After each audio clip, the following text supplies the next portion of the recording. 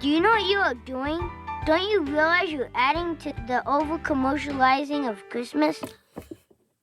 Hello everybody, welcome back to the channel. Welcome to the channel. If this is your first time, if it is your first time, please check out this channel and all the other channels that are in this video.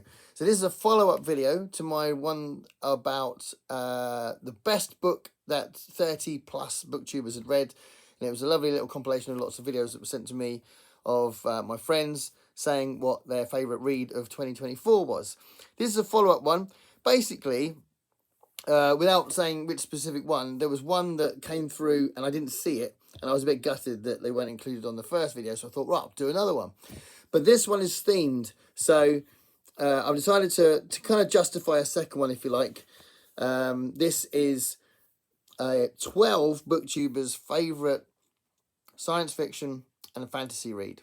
Okay, so we're sticking to science fiction and fantasy, so hopefully you'll get some interesting ideas, inspirations for what to read in the science fiction and fantasy realm. And I've chosen 12 booktubers because I'm running it around the theme of the 12 days of Christmas. So what you could do is watch this every day during the 12 days of Christmas, which, if I'm correct, I think it's the 6 days before Christmas Day and the 6 days afterwards. So if you want to do that, watch this video 12 times. I think that's a very wise thing to do, and you'll get a lot out of that, and you'll take in all those inspirations, and you'll probably want to read all those books. So yeah, watch this video 12 times. I think that's a great idea. But yeah, so the video starts with my new version of 12 Days of Christmas. That's going to appear in a moment. And then 12 different lovely booktubers are going to tell you what their favourite science fiction and fantasy read was. And they're all people who weren't in the first video. And I'm really pleased that they've agreed to be in this one. Yeah, it ends up being, with both videos combined, 42 booktubers plus myself. So as 42 is the answer to the life, the universe and everything, that's not a bad number. Okay, I have to interrupt this video because I have to correct myself. So now I'm editing this thing. It's 13 booktubers. So this completely destroys the whole 12 Days of Christmas thing, and now it seems quite arbitrary that I've done this. But it's 13 booktubers. I sent a bunch of messages out, and I'm not going to not include all of the people that have given me the videos. So it's actually 13, which means it's 43, which means the Hitchhiker's reference is irrelevant as well. Still, it's a nice little collection of booktubers to watch. Anyway, back to the video. So, without further ado, over to Gareth for the song. Okay, thank you very much, Gareth. Here comes the song. So, please join in if you know the words.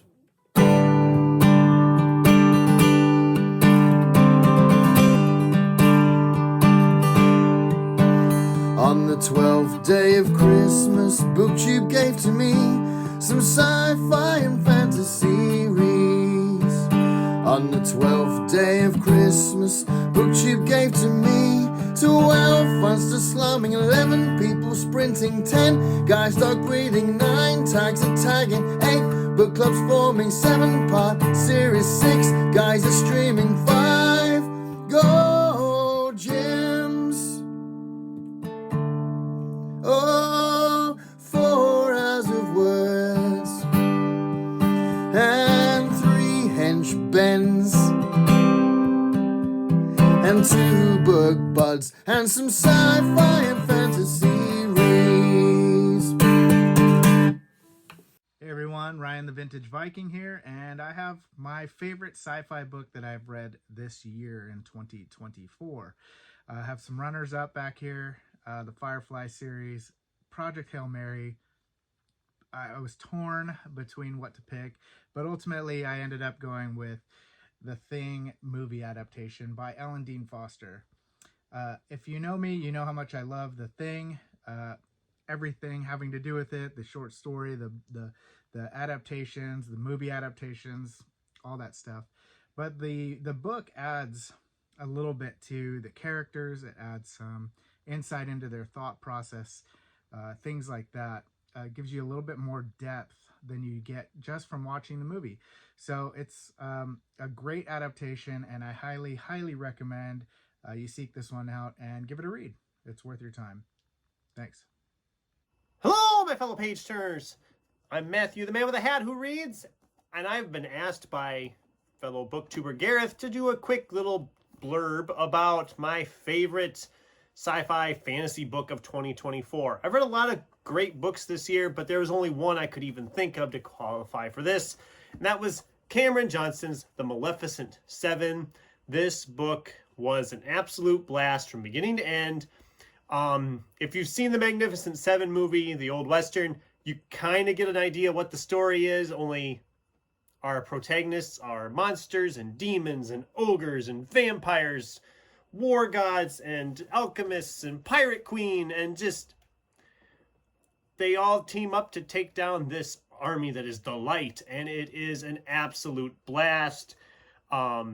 Gory, full of language, colorful language if that's not your thing. But I absolutely just had a blast with this. This was one of the most fun books I read in the whole year. Actually, might be the most fun I had reading a book this year. And it's just a really good, dark fantasy with a humorous side, I guess, would be the way to say it. So definitely check this one out if you haven't. And thank you, Gareth, for the opportunity to talk about it. Hi everyone, I'm Jim from Mystery and Mayhem.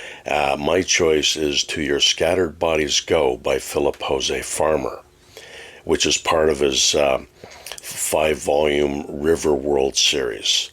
Now the premise of this is that everyone who has ever lived and died on the planet Earth from its beginning to its end is resurrected naked and in the prime of life on the banks of a 12 million mile long river that winds its way around the river world planet.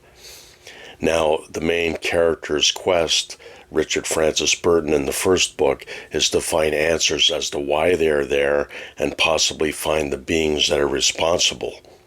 Now you'll run into many historical figures throughout these books: Samuel Clemens, Tom Mix, Alice Little, who is better known as Alice in Wonderland, and many, many more. It's a fantastic series and a great story. And once you read the first one, you'll want to just tear through the rest of them to find your own answers. So that, in a nutshell, is my favorite science fiction book. Thanks, everyone, and thanks, Gareth, for inviting me. Downward to the Earth by Robert Silverberg is one of the best science fiction books that I have read this year, and it follows a man returning to a planet that humanity once had colonial control over, and he played a big part in exploiting the native beings, which are these kind of massive green intelligent aliens called the Nildoror.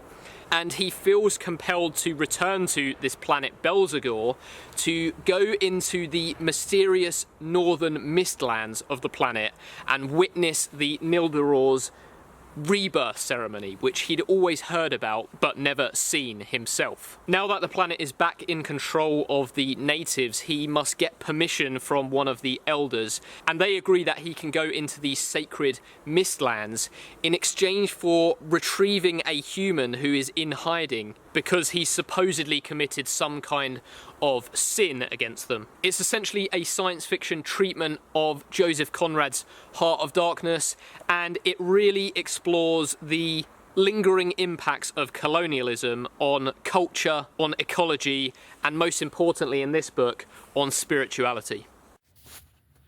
Hey everybody, it's Randy Ray, the Literate Texan, and my good friend Gareth asked me to make a video to talk about the best science fiction or fantasy that I read in 2024.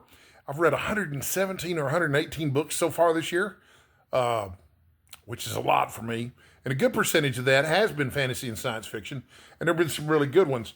But the one I want to talk about, the one that I'm most excited about, was The Bright Sword by Lev Grossman.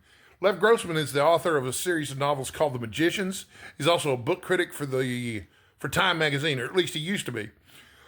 Anyway, great author, but The Bright Sword, absolutely terrific.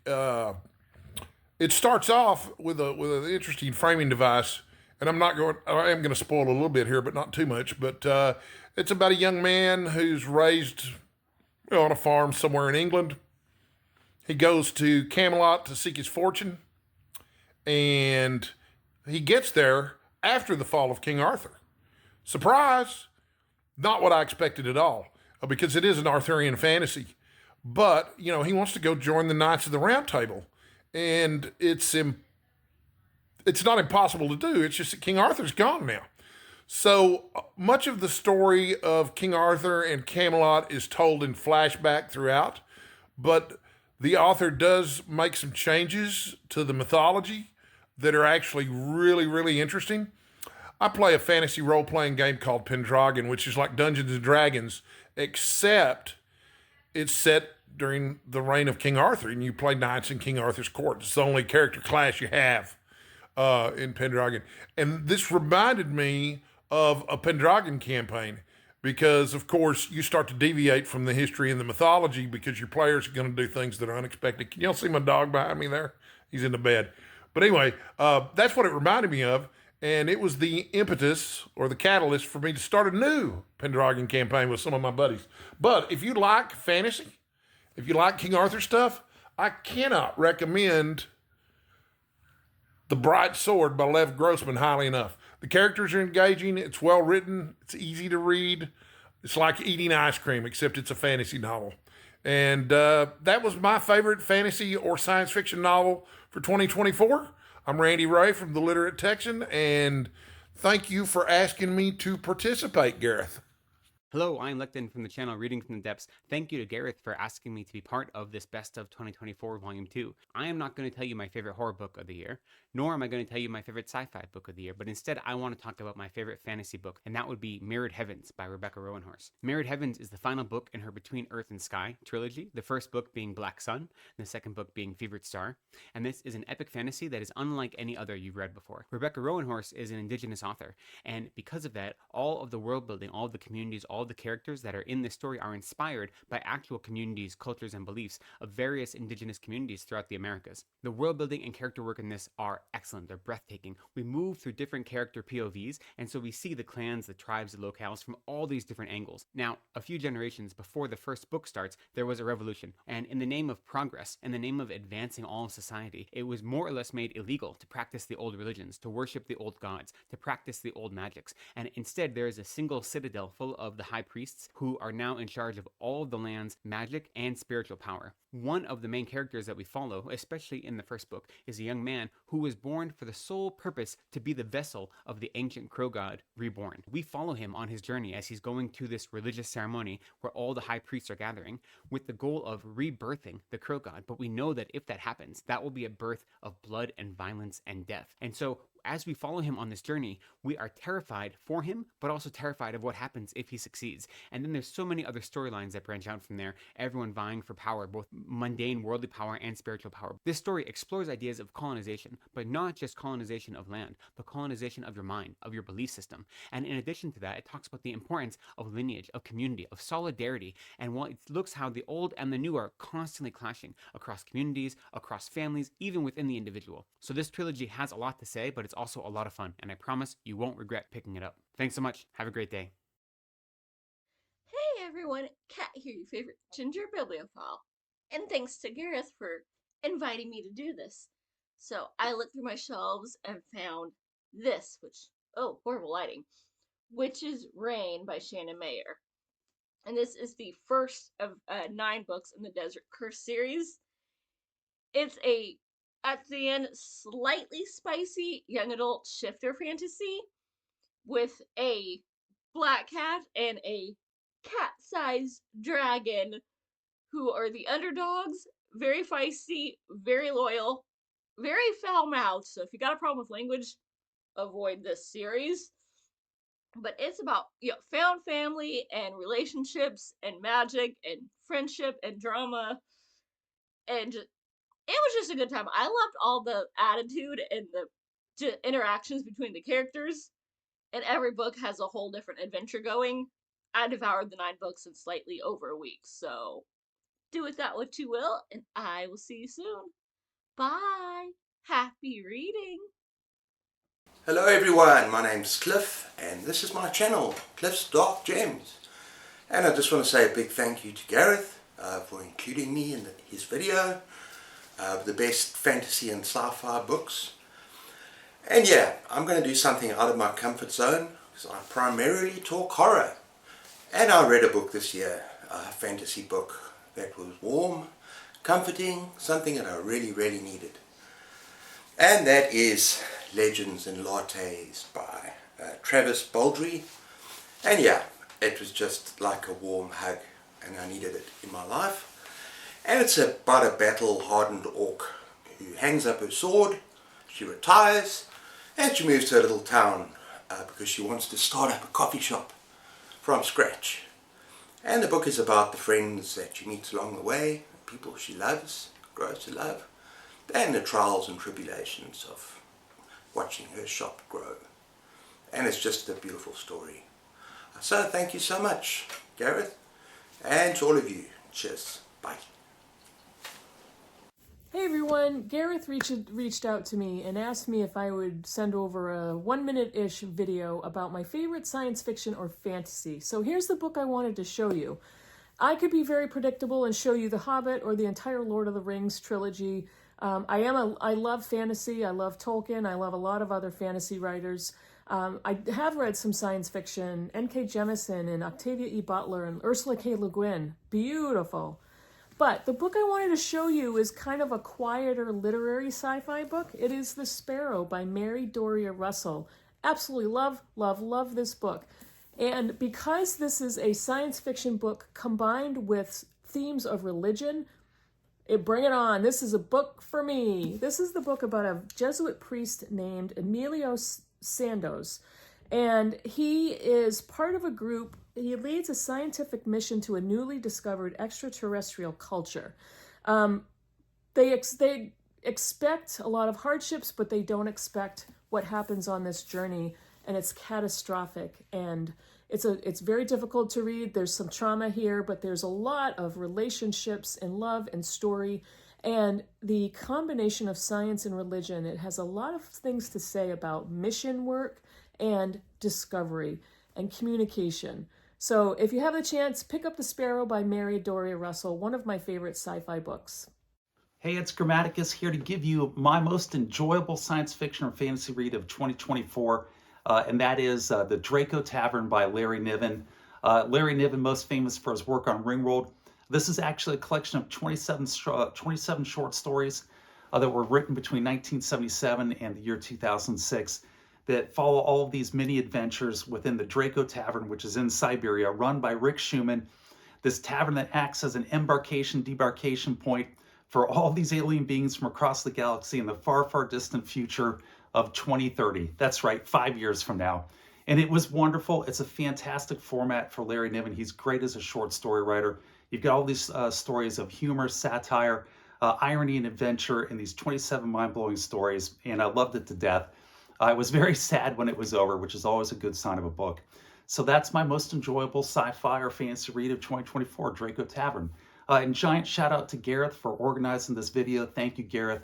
And with that, I'm going to say take care, be safe, and I'll catch you guys next time.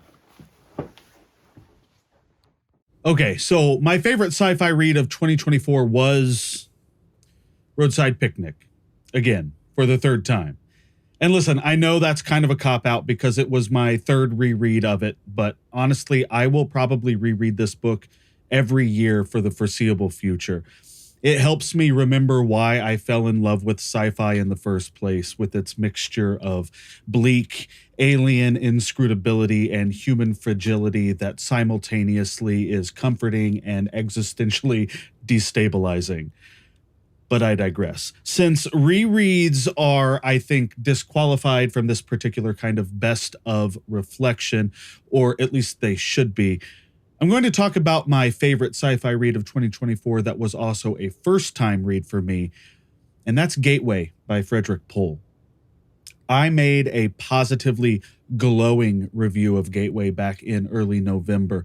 So if you want to hear all my thoughts about the heechy and the claustrophobic existential dread of space travel and how it's really this profound metaphor for the gamble of human life, then check out that video. Now, I will admit there are still, 28 days left in this year as of filming this. So technically a book could come along and completely usurp Gateway's throne. not impossible, but let's be real, it would have to hit me on a cosmic, metaphysical, emotional level harder than Pole did, and that's unlikely. So for now, Gateway's the one. It's the book that crept up on me and kept me up at night thinking, what if we're all just terrified passengers on some alien roulette wheel? And you know what? I kind of love that. Hello, my friends, hello, and welcome once again to Stately Von Manor, where I am here to tell you about the greatest read, or my most enjoyable read from the past year. This actually isn't the best book that I read this past year, but it is the book I enjoyed the most, and that would be this one. This is Shadow of the Smoking Mountain by Howard Andrew Jones, a sword and sorcery novel featuring Hanuvar. This is volume 3 in the fantastic Hanuvar series. So unusually, this is actually a brand new book. Usually I like the old books, the old stuff. But this is a new book, and I loved it. Full of adventure and action, sword and sorcery greatness. Sword and sorcery, my favorite subgenre of all time, and Howard Andrew Jones is a master at it. Very entertaining stories. I recommend the entire Hanuvar series, and this is awesome. Yeah, Gareth, I hear you loud and clear. I absolutely. I will do that right now. Okay. Well, hello, BookTube. This is David, and Gareth just asked me to share my favorite science fiction or fantasy read of the year. And so I had to do some thinking about this, and it was not an easy thing to do. But I think I've narrowed it down to 2. The one that kicked off my year pretty much was Fractal Noise by Christopher Paolini, which is a standalone prequel to his hit novel To Sleep in a Sea of Stars. And if, like me, you kind of avoided Paolini because of the thinking, well, he's the kid that wrote Aragon back when he was a teenager and got super successful for that, and have written him off, you're not doing yourself a favor. This is a much shorter read than To Sleep in a Sea of Stars, but either way, you can't go wrong in picking up Paolini and checking him out. He may end up being one of the modern masters of science fiction that we end up having. He's a lot better than you think. And then the other one I want to recommend is a lot shorter, but also by another master of science fiction, and that is Muse of Fire by Dan Simmons. This is a roughly 100-page novella. I blew through it in a single day, which is very unusual for me, even in something of this length. But I couldn't put it down.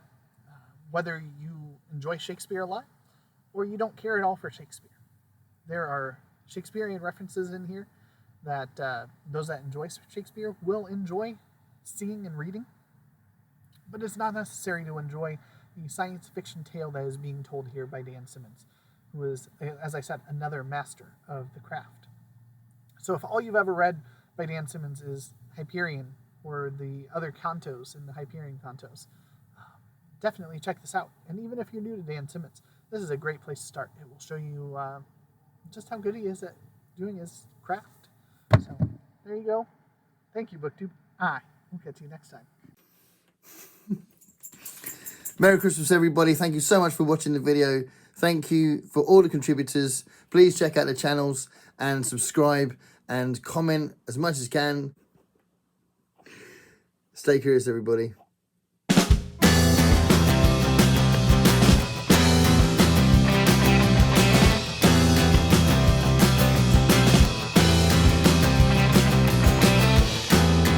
Paint me a picture of what it's like to be